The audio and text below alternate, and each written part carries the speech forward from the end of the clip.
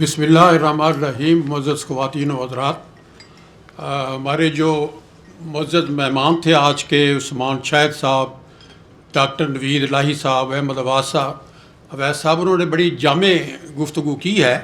और अब हमारी जो ये फ़िक्री नशिस्त है उसका दूसरा दौर चूँकि शुरू हुआ है, हम ये खास कोशिश करते हैं कि जितने भी यहाँ दोस्त हैं उनको 2-2, 3-3 मिनट बात कहने का मौका दिया जाए। तो इसलिए मैं भी अपनी बात को मुख्तसर करूँगा ताकि आप दोस्तों को भी उसमें मौका मिल सके।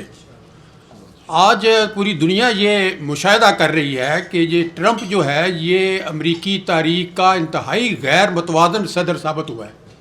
यानी सारी दुनिया में लोग तो उसको अमेरिका के अंदर तो मैड भी कह रहे हैं और किंग भी कह रहे हैं कि ये डेमोक्रेट नहीं है, ये डेमोक्रेसी नहीं चला रहा, बल्कि किंगशिप जैसे बादशाह होता है वो फैसले करता है। अब देखें ना, ये इसने जो फैसला किया है ये ब्लैकमेल हुआ है इसराइल से।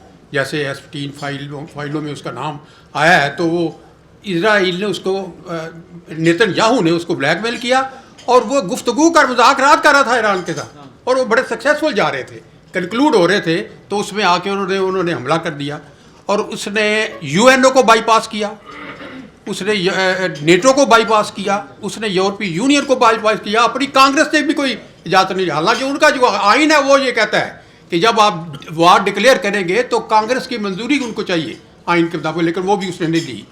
उसका नतीजा ये निकला है कि अमेरिका आज हर महाज पर नाकाम नज़र आ रहा है। यानी वो सफारती महाज हो या दाखिली महाज हो या खारजी महाज हो या वो बयानिया का महाज हो, हर जगह वो नज़र आ रहा है कि ईरान की जो है वो बालादस्ती है और पूरी दुनिया तस्लीम कर रही है और इसकी जो शिकस्त है उसको भी मान रहे हैं। अब ये लोगों को बुला रहा है, नेटो वालों आओ, यूरोपीय यूनियन वालों आओ, बरतानिया, फ्रांस फलाना गिले कर रहा है। तो भाई जब तुमने शुरू की थी जंग उस वक्त तो तुमने एतमाद में नहीं लिया।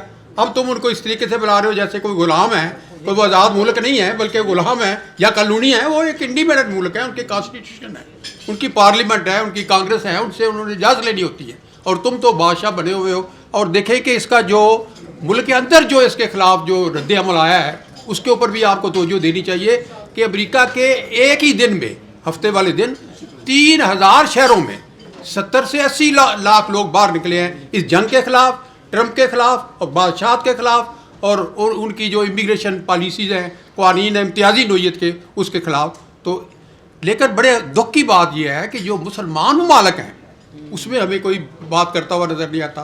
मेरा ख्याल है कि ये तमाम जो मुसलमान मुल्क हैं उनको सोचना चाहिए और वो ये रायमा जो है वो सड़कों पे मुसलमान मुल्कों में भी आनी चाहिए। यूरोपीय यूनियन में भी कई मुल्क हैं जो मुजाहरे कर रहे हैं, लेकिन ये हमारा जो किरदार है इंतहाई काबिल अफसोस है, उसकी तरफ हमें तवज्जो देनी चाहिए।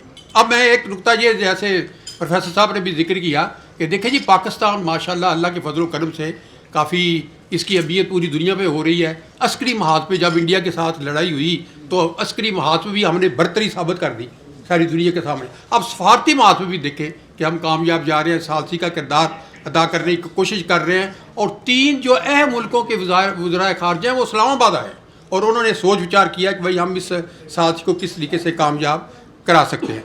तो आखिरी बात यह है कि ये इंसानी तारीख गवाह है कि जंग किसी मसले का हल नहीं होती बल्कि ये मसाइल को जन्म देती है। आज की जो जंग है उसने आप देखें माशी असरात मरतब किए हैं, सियासी असरात मरतब किए हैं, समाजी असरात मरतब किए हैं और नफसियाती असरात मरतब किए हैं। हर शख्स दुनिया का परेशान हो गया है पेट्रोल की महंगाई की वजह से, लोगों के बजट जो हैं वो अपसेट हो गए सारे। तो बहुत शुक्रिया। बस मैं चाहता हूँ कि तो आप तमाम दोस्त भी इसमें शामिल हों। आपका बहुत शुक्रिया, बड़ी मेहरबानी।